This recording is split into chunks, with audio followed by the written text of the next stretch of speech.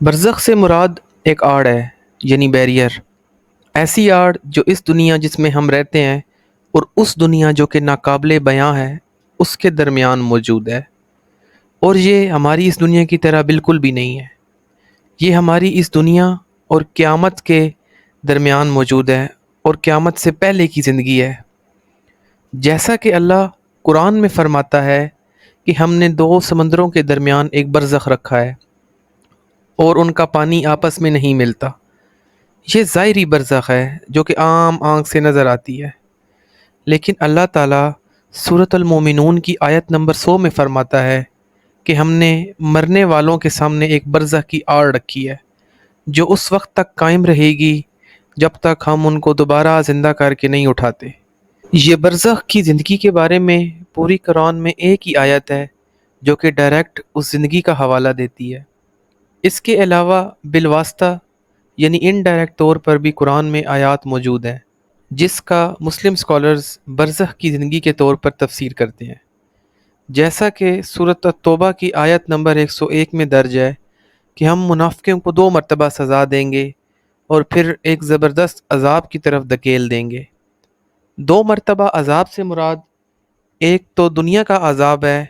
اور ایک قبر کا یعنی برزخ کی زندگی کا، اور پھر زبردست عذاب کی طرف دھکیلے جانے سے مراد قیامت کے دن جہنم کا عذاب ہے۔ ایک اور انڈائریکٹ ریفرنس سورۃ الطور کی آیت نمبر 47 میں بھی درج ہے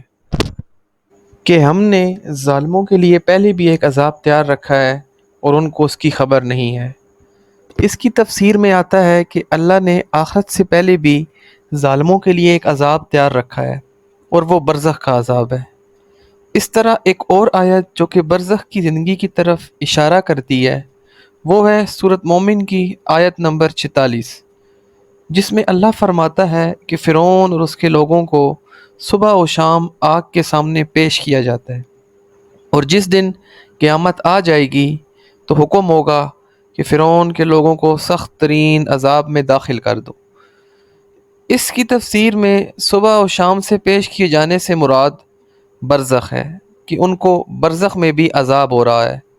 اور جہنم کو برزخ میں کی زندگی میں ان کے سامنے لایا جاتا ہے۔ ایک اور بالواسطہ حوالہ اس برزخ کی زندگی کا وہ آیت بھی ہے جس میں اللہ فرماتا ہے کہ شہیدوں کو مردہ نہ کہو، ان کو ہماری طرف سے رزق دیا جاتا ہے۔ اب ہم تو ظاہری طور پر ایک میت کو دفنا دیتے ہیں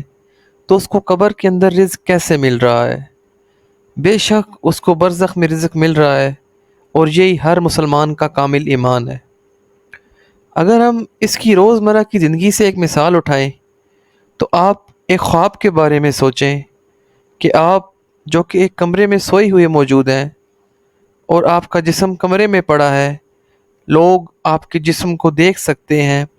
چھو سکتے ہیں، لیکن آپ خواب میں کسی اور ہی جگہ پر موجود ہیں۔ آپ کوئی اور ہی چیز محسوس کر رہے ہیں اور کسی اور سے ہی باتیں کر رہے ہیں، اور آپ کو یہ یاد بھی نہیں کہ میں تو سویا ہوا تھا اور حقیقت تو کچھ اور ہی ہے۔ تو برزخ کی زندگی بھی یہی ہے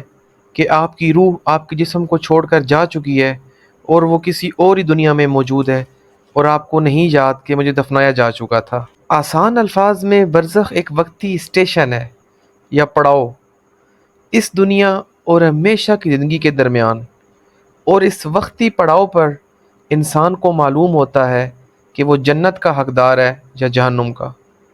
رب کریم سے دعا ہے کہ وہ ہمارے یہ وقتی اسٹیشن جنت کے باغوں میں سے ایک باغ بنا دے۔